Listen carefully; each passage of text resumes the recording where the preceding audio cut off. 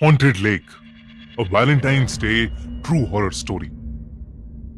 जियोना बहुत खुश थी क्योंकि वो अमेरिका के मिशिगन शहर में अपने हस्बैंड थियोडोर के साथ वैलेंटाइंस डे सेलिब्रेट करने आई थी। जियोना ने वहां सब प्लान कर रखा था। वो लोग पहले पिकनिक मनाने पास के एक फॉरेस्ट में जाएंगे और फिर शाम को वहां एक पॉपुलर जगह लेक ह्यूरॉन की बीच पर बीच साइड डिनर करेंगे।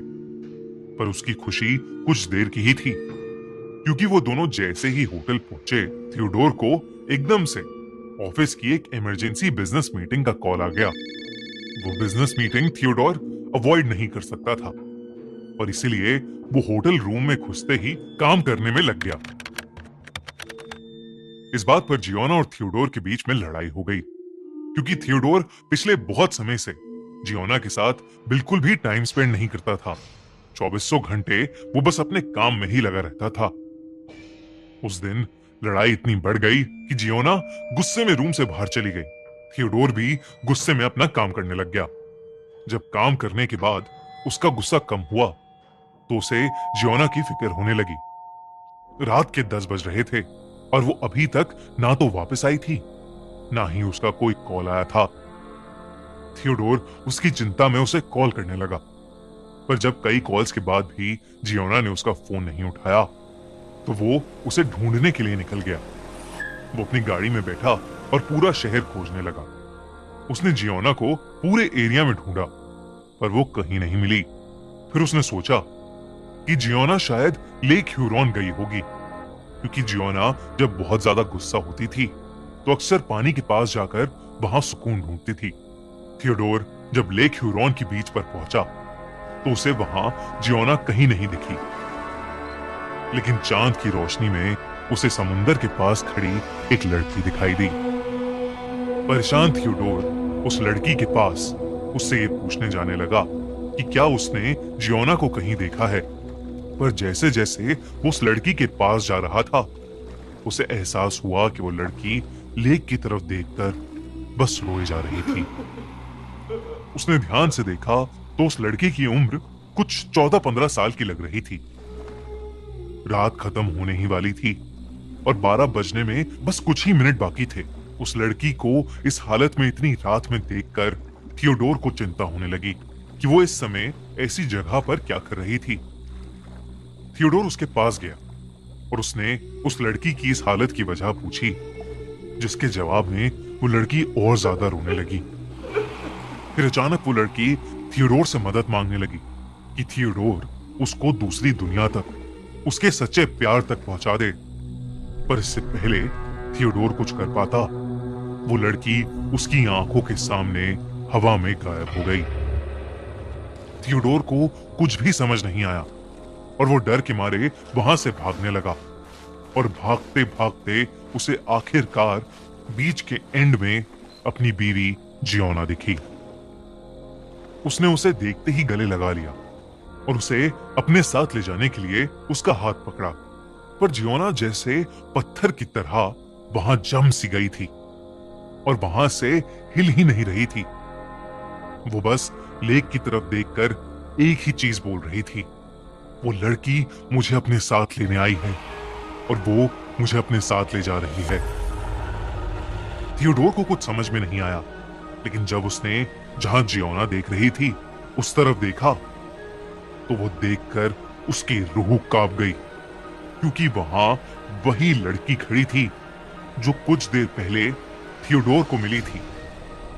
पर उसका चेहरा अब पूरी तरह से नीला पड़ चुका था और उसका पूरा शरीर पानी में भीगा हुआ था। उसे देखकर ऐसा लग रहा था कि जैसे वो जिंदा ही नहीं हो।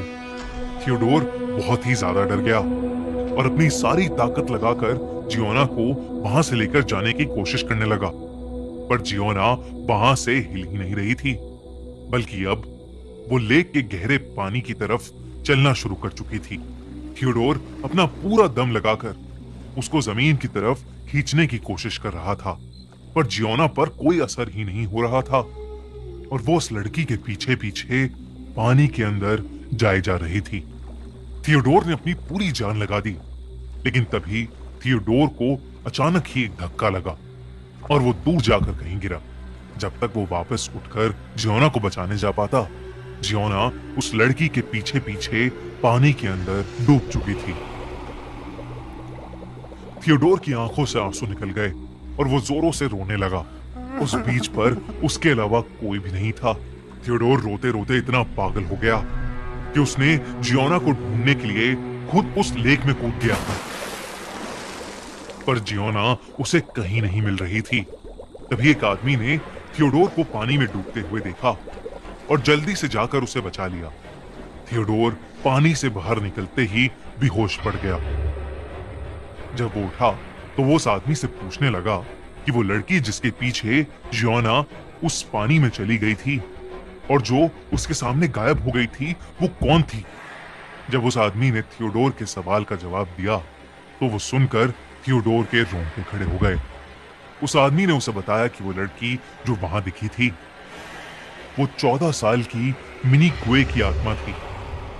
मिनी कुए कई साल पहले उसी एरिया में अपने पेरेंट्स के साथ रहती थी और एक सेलर से बहुत ज्यादा प्यार करती थी।